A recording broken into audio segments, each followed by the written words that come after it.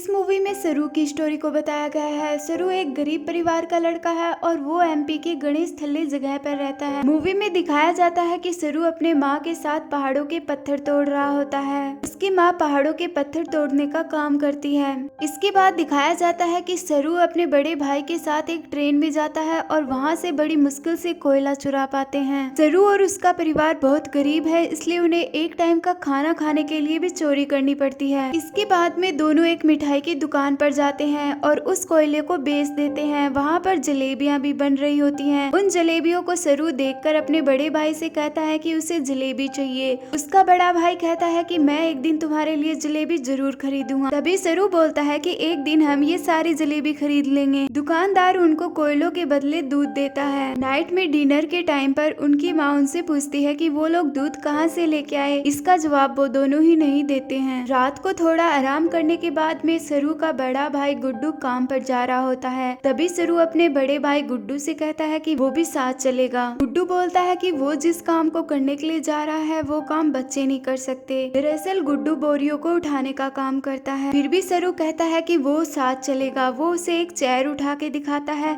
और साइकिल उठा के दिखाने लगता है, बट वो उठ नहीं पाती। सरू की जिद के कारण गुड्डू उसे अपने साथ ले जाता है। रेलवे स्टेशन तक पहुँचते ही सरू को नींद आ जाती है। गुड्डू उसे उठाने की कोशिश करता है तो सरू कहता है कि मुझे नींद आ रही है। गुड्डू सरू को रेलवे स्टेशन की बेंच पर सुला देता है। साथ ही गुड्डू सरू को बोलता है कि वो जब वापस लौटे तो वो इसी बेंच पर उसे मिले, इधर उधर कहीं न जाए। जब गुड्डू वहाँ से जाने लगता है तो सरू बोलता है कि आते टाइम जलेबी लेके आना। गुड्डू बोलता है कि वो जलेबी जरूर लेके आएगा। तभी सरू बोलता है कि 2000 जलेबियाँ लेके आना। काफी रात होने के बाद में सरू नींद से उठ जाता है और वो देखता है कि रेलवे स्टेशन पर उसके अलावा कोई भी नहीं है। उसके सामने एक ट्रेन खड़ी होती है जिसमें जाकर सरू बैठ जाता है और उसे वहाँ पर नींद आ जाती है। जब उसकी आंखें खुलती है तो वो उस ट्रेन के डब्बे से उतरने की कोशिश करता है, बट उसका दरवाजा बंद होता है जिसके कारण वो बाहर नहीं जा पाता है और वहीं पर जोर जोर से अपने बड़े भाई को बुलाने लगता है। कई स्टेशन चले जाते हैं बट सरू किसी भी रेलवे स्टेशन पर नहीं उतर पाता क्योंकि उसका गेट बंद होता है। 2-3 दिन सफर करने के बाद में ट्रेन पश्चिम बंगाल के कोलकाता सिटी में जाकर रुकती है। सरू नीचे उतरता है और अपने बड़े भाई गुड्डू को जोर जोर से चिल्ला चिल्ला कर बुलाने लगता है। इसके बाद में वो टिकट वाले के पास जाता है और बोलता है कि मुझे घर पर जाना है, बट वहाँ पर सभी लोग बंगाली भाषा बोल रहे होते हैं जो सरू को बिल्कुल भी समझ में नहीं आती है। इसके बाद में सरू ऐसी जगह पर पहुँच जाता है जहाँ पर उसके जैसे बहुत सारे बच्चे सो रहे होते हैं। सरू भी उनके पास जाकर सो जाता है। थोड़ी देर में वहाँ पर 2 आदमी आते हैं और उन बच्चों को जबरदस्ती अपने साथ ले जाने लगते हैं। बहुत ही मुश्किल से सरू अपनी जान बचाकर वहाँ से भाग पाता है। इसके बाद में सरू एक माता के मंदिर में जाता है और वहाँ पर हाथ जोड़कर कुछ प्रसाद को खा लेता है और वहीं पर सो जाता है। दूसरे दिन सरू रेलवे पटरी पर चल रहा होता है। तभी वहाँ पर एक औरत आती है। वो उससे उसका नाम पूछती है। सरू उसे अपना नाम बताता है। वो औरत सरू से कहती है कि तुम कहाँ जा रहे हो। सरू उस औरत से कहता है कि मैं रेलवे पटरी की सहायता से अपने घर पहुंचना चाहता हूं। तभी वो औरत कहती है कि वो उसे उसके घर तक पहुंचा देगी। वो उसे अपने साथ घर पर चलने के लिए बोलती है। सरू उसके साथ उसके घर पर चला जाता है। वो औरत सरू से बोलती है कि कल एक आदमी आएगा, वो तुम्हें तुम्हारे घर तक पहुंचा देगा। नेक्स्ट डे उनके घर पर एक आदमी आता है और वो सरू की पूरी बॉडी को चेक करता है। वो आदमी धीरे से उस औरत को बोलता है कि तुमने बहुत अच्छा काम किया है। सरू को उन लोगों का इरादा अच्छा नहीं लगता है। वो मौका मिलते ही वहाँ से भाग निकलता है। दिन ऐसे ही बीत जाते हैं। एक दिन सरू रेस्टोरेंट के बाहर बैठा होता है। रेस्टोरेंट के अंदर एक लड़का खाना खा रहा होता है। सरू उसकी कॉपी कर रहा होता है। वो लड़का काफी टाइम से सरू को नोटिस कर रहा होता है। वो लड़का सरू के पास आता है और उसे कुछ खाना खिलाता है। वो लड़का सरू को पुलिस स्टेशन ले जाता है और कहता है कि इसे बंगाली भाषा नहीं आती, ये हिंदी में बात करता है। पुलिस उससे उसके घर का पता पूछती है तो वो गणेश थल्ले बताता है। पुलिस और वहाँ के लोगों को गणेश थल्ले के बारे में नहीं पता होता है क्योंकि ये एमपी का एक छोटा सा गांव होता है। वो लड़का सरू से उसकी माँ का नाम पूछता है तो वो बताता है कि मेरी माँ का नाम अम्मी है। सरू को उसकी माँ का नाम नहीं पता होता है। पुलिस के बहुत कोशिश करने के बाद में भी सरू के घर का पता नहीं लग पाता है। कुछ दिन बाद में सरू को अनाथ आश्रम भेज दिया जाता है। कुछ दिन अनाथ आश्रम में रहने के बाद में एक दिन एक औरत सरू से मिलने के लिए आती है। वो सरू से कहती है कि बहुत कोशिश करने के बाद में भी तुम्हारी फैमिली का हमें कुछ भी पता नहीं चला है। ऑस्ट्रेलिया का एक कपल तुम्हें अडॉप्ट करना चाहता है।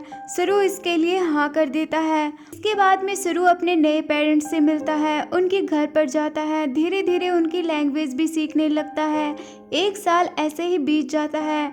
उसके न्यू पेरेंट्स एक और बच्चा अडॉप्ट कर लेते हैं। वो बच्चा उन लोगों के साथ में एडजस्ट नहीं हो पाता है और अपने आप को ही हानि पहुंचाने लगता है। इसके बाद में सरू अपनी मॉम के रूम में जाता है और वो देखता है कि उसकी मॉम रो रही होती है। वो उसके आंखों के आंसू पोंछता है और उसे गले लग जाता है। धीरे धीरे उन दोनों के बीच में एक अच्छी बॉन्डिंग बनने लगती है। ऐसे ही 20 साल बीत जाते हैं और सरू बड़ा हो जाता है और वो होटल मैनेजमेंट की पढ़ाई के लिए विदेश जा रहा होता है। उसके माँ बाप को उस पर प्राउड होता है। साथ ही दिखाया जाता है कि सरू अपने उस भाई से मिलने के लिए जाता है जिसको उसके पेरेंट्स ने उसके बाद में अडॉप्ट किया था, बट उन दोनों के बीच में अच्छी नहीं बनती है। इसके बाद में सरू अपने होटल मैनेजमेंट की पढ़ाई के लिए विदेश चला जाता है और फर्स्ट इंट्रो क्लास में वो अपने बारे में बताता है कि वो कोलकाता सिटी से है। नेक्स्ट डे सरू एक पार्टी में जाता है जहाँ पर ज्यादातर लोग इंडियन होते हैं और वहाँ पर इंडियन फूड भी होता है। पार्टी में सरू जब जलेबियों को देखता है तो उसे अपने बचपन की याद आ जाती है और वो इमोशनल हो जाता है। इसके बाद में वो सभी से कहता है कि वो कोलकाता सिटी से नहीं है। सरू बोलता है कि मैं बचपन में अपने पेरेंट्स से बिछड़ गया था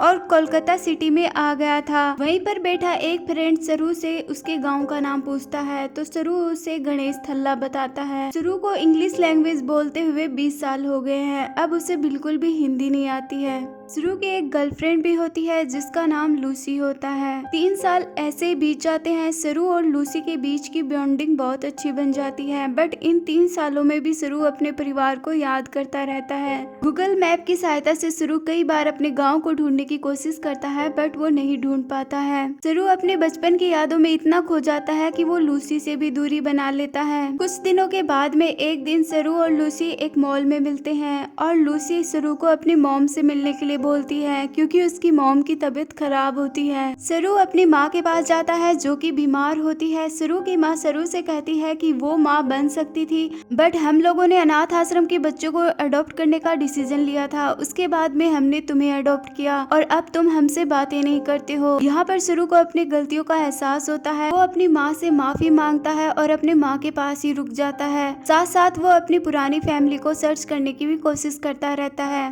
काफी दिनों तक ट्राई करने के बाद में सरू एक दिन कुछ गाँव को जूम कर करके देख रहा होता है। तभी उसे वो जगह मिलती है जिस जगह पर वो अपनी माँ के साथ पत्थर तोड़ा करता था। जब वो पास के गांव को जूम करके देखता है तो उसे अपना गांव मिल जाता है। उसका गांव का नाम होता है गणेश थल्लई। सरू अपने घर को, जहां पर वो खेला करता था, उस मैदान को जहां पर वो नहाया करता था, उस नदी को और उन गलियों को जूम कर करके गूगल पर देखता है। सरू ऑस्ट्रेलिया से इंडिया जाता है और अपने गांव में पहुंच जाता है, जहां पर जब वो अपने घर में जाता है तो वहां पर कोई नहीं होता है। जब सरू वहां के आसपास के लोगों को अपनी फैमिली के बारे में पूछता है तो वहां पर कोई भी उसका जवाब नहीं दे पाता क्योंकि वहां के लोगों को इंग्लिश लैंग्वेज नहीं आती थी। तभी वहां पर एक आदमी आता है। सरू उससे अपने परिवार के बारे में पूछता है। वो आदमी वहां से बिना कुछ बोले चला जाता है और थोड़ी देर में वो इशारे से सरू को अपनी तरफ बुलाता है। जब सरू उसकी तरफ जाता है तो सामने से उसकी माँ आ रही होती है और वो अपनी माँ को देखकर बहुत खुश हो जाता है।